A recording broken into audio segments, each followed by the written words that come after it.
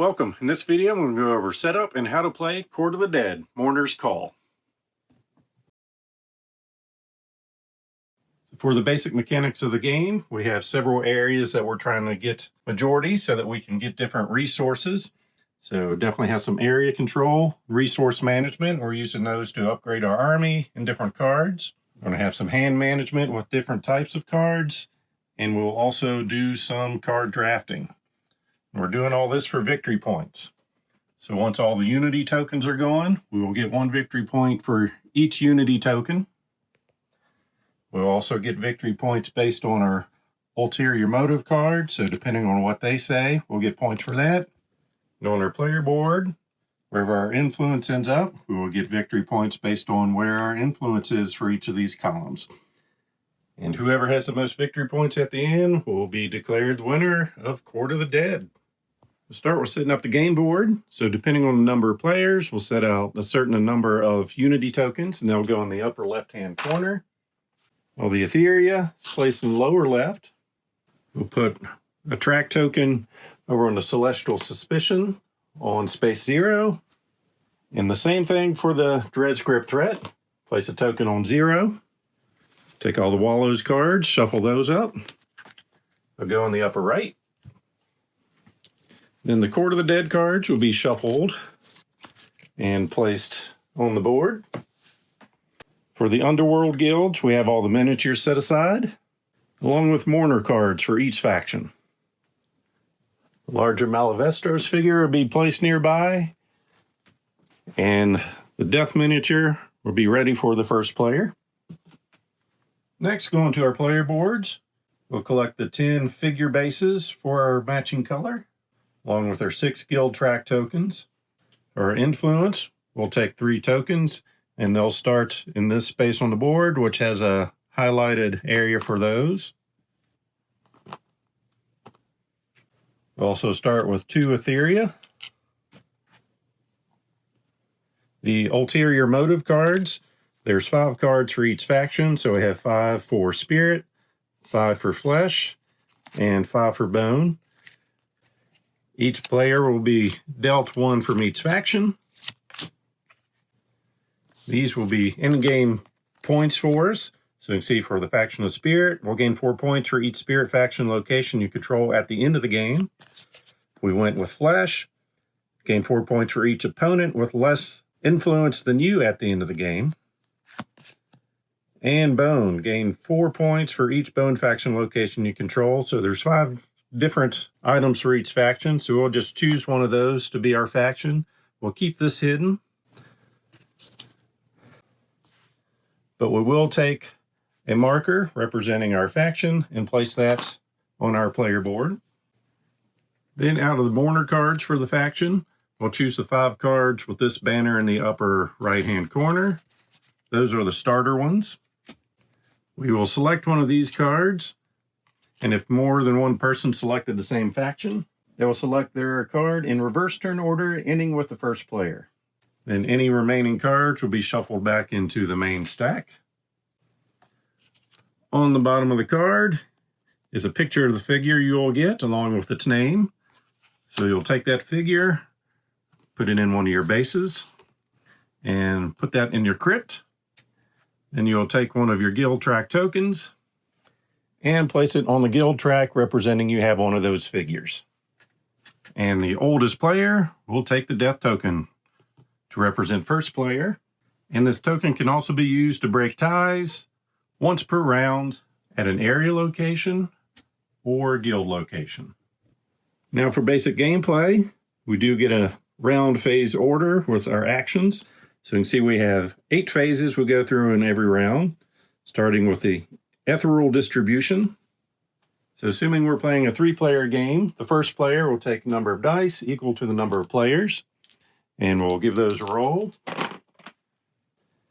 And we can see we've got a total of 10. So we will collect 10 tokens here.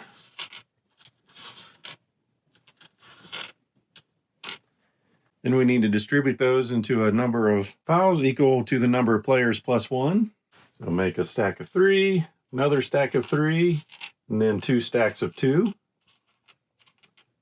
Then, beginning with the person left of the first player and proceeding in turn order, each player selects a pile of Etheria to keep, ending with the first player. You also have a choice to pass on taking Etheria and may instead gain any 2 faction influence of their choice. So we'll assume one player is going to take 3, another one will take 3 to put on their board. And it comes back to us. We'll go ahead and take 2. Then the remaining 2 will go to the Dearth Forge and will be used to pay the Celestial Tithe later in the round. Then for the next phase, we have the Wallows cards. Each player will be dealt 1 Wallows card. And these are going to have different tasks for us to complete during the round. If we do, we'll get a bonus. And sometimes if we don't do it, like if we fail to fight a Riker, there will be a penalty to not completing that. So whatever we get will go face up in front of us so everyone knows what we're trying to do. Next, we proceed to court card drafting. So depending on the number of players, we'll be dealt a different number of court cards. So in a 3-player game, each player will get 4 cards. Remaining cards be put back in place. Then we will start a draft. So with the cards, when we do get to play them, we'll either do the top ability or lower ability. So basically we will take 1 card and pass the others, keeping this face down. Then we'll receive 3 from another person, keep 1, pass the other 2. Then we'll receive 2 more cards, keep 1, pass the other one, and then we'll receive 1 more card that we'll keep. And that will be our hand of 4 court cards for us to play during a round. Then we proceed to the action phase, which is where most of the action takes place.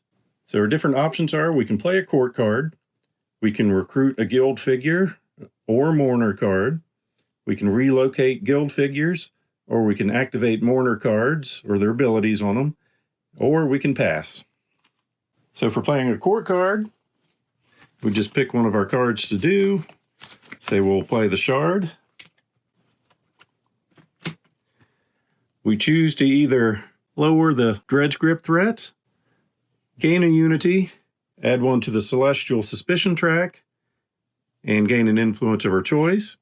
Or we have the option of lowering the Celestial Suspicion by 1, adding 1 to our Dredge grip threat, and getting an influence of our choice. And we may complete 1 additional action this turn. So the way this works is we'll do 1 action, we'll pass to the next player, and we'll keep going through until everyone passes. So assuming we played this card for the top ability, our Dredge grip's already at 0, so nothing would happen there. We would gain a unity. So we'll take 1 of those and put it on our player board. Celestial Suspicion would go up 1.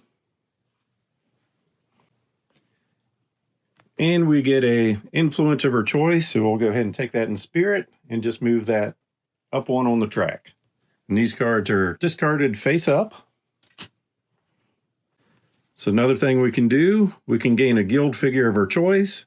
We pay 3 Etheria, and the Dredge grip threat will go up. So we take 3 Etheria off our track. We can choose a figure from any of these guilds. We'll just take 1 of those, put our marker on it, and then it goes into our crypt. Dredge grip goes up by 1. And we'll place 1 of our guild tokens on the track, signifying we have 1 of that miniature. And also, if we had enough Etheria, we could spend 5 to get a mourner card. The way that works is we just take the top 2 cards, decide which one we'd like to keep. The other one goes on the bottom. We'll go ahead and get the miniature shown on the card. So same thing, we'll take that, put it in our track, put it on our board. Take 1 of our tokens to indicate we have 1 of that miniature. Track will go up 1. And basically what these cards are doing for us, they're either going to give us an ability we can use once per round or something that triggers during game events. So like this one, during cleanup, we're going to gain 2 influence of that faction. Once per action phase before completing your Wallows objective, You may choose to discard your Wallows card and replace it with the top card from the Wallows deck, so they'll give you different ways to manipulate the game. Another action we can take is relocating our guild fixtures. So basically we pay 1 influence per figure, and the type of influence we pay is determined by the destination's faction icon. So each area has a different faction icon. So if we chose to move our figures to this area, we've got 3 figures. We move 3 there. That's going to cost us 3 spirit. So 1, 2, 3. So now we're out of spirit. And we can move them from on the board to another place. Same thing. It all determines on the destination's faction symbol as to what influence you'll pay to do that. So another thing we can do is activate a Mourner card ability. So the one we picked happens when the Conclave of Shadows Guild ability is activated. We roll 1 die. 1 to 4, no effect. 5 to 6, you may change the target of the Conclave's ability. So that's affecting something that will happen later in the game. As I mentioned, some of these. So once per action phase, draw an Etheria from the supply. If you are a member of the Bone faction, draw 2, so we can do that once per round. And lastly, we have the option to pass. So if everyone passes, you can't come back in, but if I were to pass on my turn and someone else were to go, I could come back in and do something else. So that takes care of the action phase. Next, we have the Dredge Grip Threat. So that correlates to the maximum number of figures we can have in a location. And right now where it's sitting, we can have a max of 2 figures. In any area with more than 2, we'll have to roll. So in this area, we have 3 figures. So for each one of those, we'll have to roll a die. On a roll of 1 or 2, they'll be removed and back to our crypt. And 3 to 6, no effect. So we'll give that a roll for each one. So he's fine.